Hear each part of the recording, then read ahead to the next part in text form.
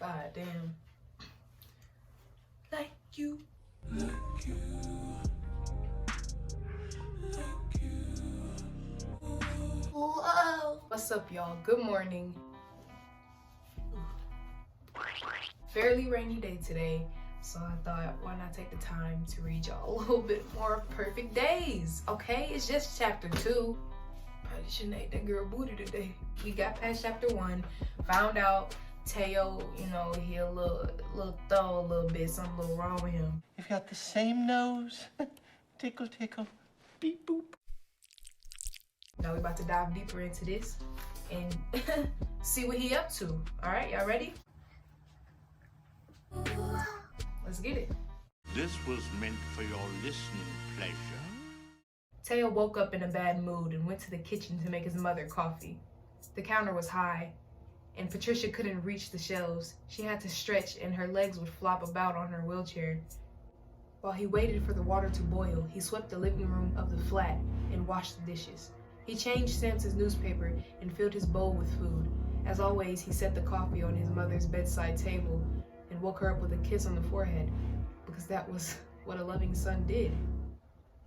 Okay. At 9 o'clock, Patricia came out of her room. She was wearing a simple dress and cloth sandals.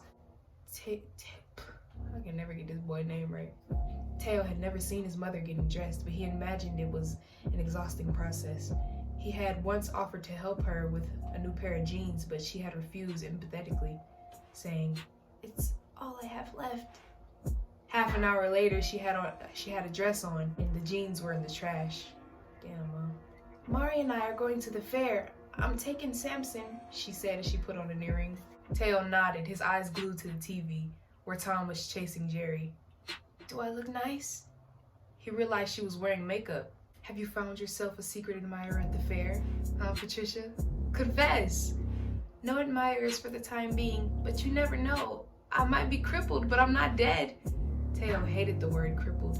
In an attempt to make light of her condition, Patricia used it frequently. It was sad. He understood. Ever since the accident, they'd avoided the subject. The wheelchair had become a part of everyday life. Sorry, y'all. It's very early. It's so early in the morning. The wheelchair had become a part of everyday life. And at the end of the day, he thought they didn't really need to talk about it. Patricia came back from the kitchen with Samson on his leash. The golden retriever was wagging his furry tail. He had joined the family 9 years earlier when they still lived in a penthouse overlooking, Copacabana Beach. Now, it was an inconvenience to have the dog in a 2-bedroom flat. Teo would have preferred to hand him over to the shelter. Damn. Samson had beautiful fur and a pedigree. What is a pedigree? He'd find a new home quickly. You're like, get this nigga out of here, bro. Teo had never said this to his mother, as he knew the dog was like a child to her. Although perfectly reasonable, any suggestion that she get rid of him would have been dismissed out of hand. The bell rang. Patricia went to answer the door. "Marley, darling!" It was the neighbor, Patricia's best friend and lover of all things esoteric? A confirmed spinster, moderately stupid, she stood in as a nurse for Patricia, helping her to her shower and to walk Samson. They played cards together on Wednesdays. Teo didn't know who was more dependent on whom in that relationship. It amused him when he saw Marley reading his mother's fortune in the cards. Her predictions typically bore no relationship to reality. He had once allowed Marley to read his fortune too. "You're going to be very wealthy and happy," she had said, "and you are going to marry a very beautiful woman." Lies, lies, lies! He hadn't believed her. He couldn't see himself being happy. He felt fated to limbo, to monotonous routine. Oh shit. Devoid of happy and sad moments. His life was just a void filled with timid emotion. He was fine like that. "We'll be back in an hour," said Patricia. "The barbecue's later this afternoon. Don't forget." "What barbecue?" "Erica's daughter. It's her birthday." "I don't want to go. I hardly know the girl." "There'll be people your age there." "I'm a vegetarian, mother." "My friends always ask about you, and I'm sure there'll be garlic bread." Teo sometimes felt like a trophy that his mother showed off to others. It was her way of making up for her own deficiencies, physical and intellectual. I'm not asking you, I'm telling you. You're going with me. Patricia slammed the door. Damn, Ma. The only sound left in the flat was the music from the cartoon. There was no garlic bread. Fuck! Get me out of here! Blood and fat dripped from the meat on the grill onto the charcoal underneath. Young people were dancing to a deafening sound of funk music. Patricia was enjoying herself with a group of friends. Teo barely knew those people and regretted having not stayed at home with Tom and Jerry. Among the bottles of vodka in the cooler, he found one of water. He wouldn't stay long. He'd get a taxi home and Patricia would get a lift later with a friend. His discomfort aside, he had to admit that the place was beautiful. Set into a rocky hillside, the mansion was divided into large living areas connected by stone stairways winding through the natural vegetation that climbed the slope. Farther downstairs, there was a kind of bungalow where the party had taken place, with a swimming pool, barbecue, and wooden tables bolted to the ground. Winding paths led to a colorful, well-tended garden, separated from the forest by a white fence. Are you trying to escape the music or the people? Asked a female voice behind him. It was hoarse, a little tipsy. Okay, let me try that again, Get y'all a cigarette. Wait, cigarette voice. All right. Are you trying to escape the music or the people? Teo turned to look at her. It was a young woman, possibly younger than him, and very short, 4'9" at the most. Her brown eyes surveyed the flowers calmly. The music, he said. A long silence put a distance between them. She was well dressed in a blouse patterned with bright diamond shapes and a black skirt. But she wasn't exactly beautiful. Exotic, perhaps. Her light brown hair was pulled back in a messy bun with a few strands sticking to her sweaty forehead. Were you dancing? Teo asked. I was, but I got tired. She smiled, and he noticed that the top of her front teeth were slightly misaligned. He found it charming. What's your name? Teo? Theodoro? Is this man named Theodore? Y'all, his name is Teodoro, actually. Teodoro? Your mama named you that? It gotta be Theo. I'm saying this man's name wrong. It gotta be Theo, y'all. It gotta be Theo. Theodoro? That sounds more like a name. Teodoro? Teodoro? I'm a dumbass. I'm fucking flunked. What the fuck? Theodoro, actually. And you are? Clarice. Hello, Clarice. Is this Clarice? Well, hello, Clarice. That's a pretty name. For God's sakes, don't talk to me about Clarice Lispector, because I've never read anything about her. That woman haunts me. He was amused by the girl's spontaneity, but remained serious. He wasn't comfortable around women who were so sure of themselves. He saw them as superior, almost unattainable. Don't all men? Y'all like get intimidated by that type of stuff. Clarice walked over to him and set the plate of sausages and pieces of meat she was carrying on the guardrail. She took a sip from her glass. He glimpsed part of a colorful tattoo through the sleeve of her blouse but couldn't make out what it was. Aren't you eating anything? I'm a vegetarian. Don't you drink either? That's water, isn't it? I don't drink much. I don't handle alcohol well. Well, she said, lips touching the edge of her glass. At least you drink. They say people who don't drink are dangerous. It's a sign you aren't dangerous. Theo thought he should laugh, so he did. Clarice took another piece of meat from the plate. What about you? What are you drinking? He asked. It's gummy. Some crap made with vodka and powdered lemon juice. It tastes like bleach. How do you know what bleach tastes like? I don't need to taste things to know what they taste like. What? She said it with conviction, as if her words made absolute sense. Teo felt a little uncomfortable. At the same time, he felt compelled to continue the conversation. He glanced down at her white legs and ballerina feet and purple strappy sandals. Her toenails were all painted different colors. Why are your toenails like that? My fingernails are too. She held them out for him to see. Her fingernails were long and slender, the most fragile hands he'd ever seen. Her nails, cut short, were painted in an array of random colors. I see. Why? She answered, to be different, and raised her right index finger to her mouth. Teo noticed that Clarice chewed her cuticles. He assumed this explained the misalignment of her front teeth. Damn, boy, is you a dentist? Like, all in her mouth. Slightly outward. Although he hadn't studied dentistry. Then mind your motherfucking business about my teeth, ho. You got some Invisalign that you could pay for? Damn. He'd researched the subject a lot in order to get to know Gertrude and why they're different.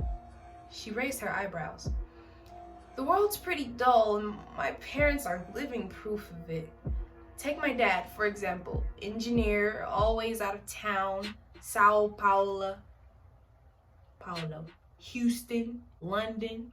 My mother's a lawyer. Bureaucracy runs in the blood. That's why it's nice to be different.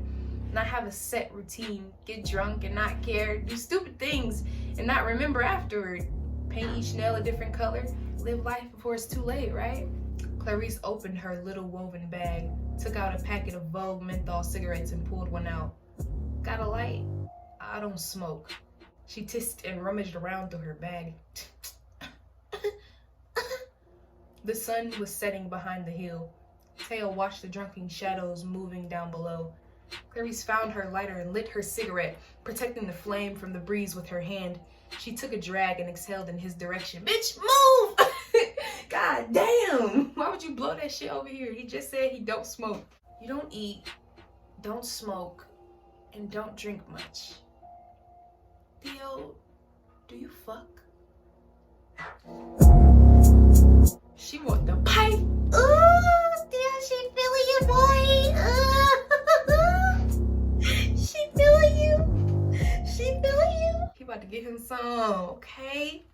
He stepped back a little, a few inches, also avoiding the mint-flavored smoke. What was he retreating from? Why did that oddball make him feel so self-conscious? He didn't feel the need to put an act on for her. He liked the blasé way she held the cigarette and said whatever she thought. I'm just joking. Relax, she said with a little punch to his shoulder. It was their first physical contact. Theo smiled, his shoulder tingling where she touched him. He needed to say something. So, what do you do? What do I do? She popped another piece of meat into her mouth and chewed on it. I drink a lot, eat everything, and I've smoked everything too. But now all I smoke are Vogue menthols, girly cigarettes. I fuck every now and then. I'm studying art history at the university, but I'm not sure if that's what I want to do. I'm really interested in screenwriting. Screenwriting? Yeah, screenplays. I'm working on one at the moment. I'm not sure if it's going to be feature length. The argument is ready, and I've written about 30 pages of the screenplay so far. I've still got a long way to go. I'd like to read it, he said without thinking. Yeah, he'd like to read that book, girl. Let him read that script. He was curious to see the result of so much reverence. Is that how you say that word? Reverence. He wanted to know what she wrote about and how. Fiction writers put a lot of themselves in their text. I don't know if you'll like it, she said. It's a story for women. 3 single girlfriends in a car, driving around looking for an adventure. It's a road movie of sorts. I can only like it if I read it. Ooh, you so open, Theo. Okay then, I'll show you. She put out her cigarette butt with the bottom of her sandal and ate 2 pieces of meat. What about you? What do you do? Medicine. Wow, super square. My mom would love that. She says art history doesn't get you anywhere. As if pouring through a penal codes and lugging around piles of legal documents did. It's not as square as you think. There's art in medicine. Where? Well, first, we'd have to define art. For example, I want to be a pathologist. I don't see any art in that. It's complicated. We can talk about it later, he said. He was trying to create another invisible link between them. Okay, I've gotta go. He didn't like the fact that she wanted to leave so quickly. He felt as if she were avoiding him for some reason. I was just gonna get a taxi. Want a lift? He said. No, I live nearby. Could I borrow your cell for a minute? I left mine at home and I need to call a taxi. I promise it'd be quick. She reached into her bag. Here. As Theo made the call, he watched Clarice. She had let her hair out and it came down below her waist. The contrast between her long hair and tiny body pleased him. 2 floodlights came on automatically. No one's answering. I'll get one on the street. He handed her back the cell. They walked along the stone path together until it forked into 2. That's the way out, he said, pointing. I'm gonna get a beer and say goodbye to some people. Aren't you going to say goodbye to anyone? He should have made up an excuse, but he wanted to tell the truth. I'd rather not. She nodded, then leaned over and gave him a peck on his tense lips. Kissing on the lips? God damn, she's going right for the tip when she get in that thing, boy. Then she turned and headed up the steps 2 at a time, the glass of the green liquid sloshing about in her left hand. When Theo got home, he felt giddy. He ran to get his cell from the bedside table and sent a text to his mother. Then he checked his missed calls, savoring the numbers of the last one. Did he call himself? He took her phone and called himself. He called a fucking cab. This nigga smooth as hell. Hold on. It's kind of weird though. Too fast with these demons, I gonna try like Adidas. He lay on the sofa for a long while, staring at the ceiling, reliving the images. Something had exploded inside of him. Something he couldn't explain, nor did he even want to. Although he didn't know Clarice's surname, where she lived, or where she studied art history, he had her cell number, and that made them intimate. You let me know if there's anything you need. Okay, Theo. She didn't even call you, bro. You just called yourself. She didn't even know, bro. She thought she was, bro. But alright, y'all, that was chapter 2. Chapter 3 about to be coming real soon, because I'm about to just do it right now, because that chapter was short as fuck. Let me know what y'all thought. Let me know what y'all think Theo is going to do with this girl's number in his phone, or, you know, if they're ever going to meet up again, or what he's planning, because it seemed like he liked her, but you know, he a little weird, he a little antisocial. Alright, if y'all like that, hit the like button. I forgot my outro. Hit the like down below. Subscribe. Leave a comment, all that good shit y'all know. And I'll see y'all in chapter 3. Peace.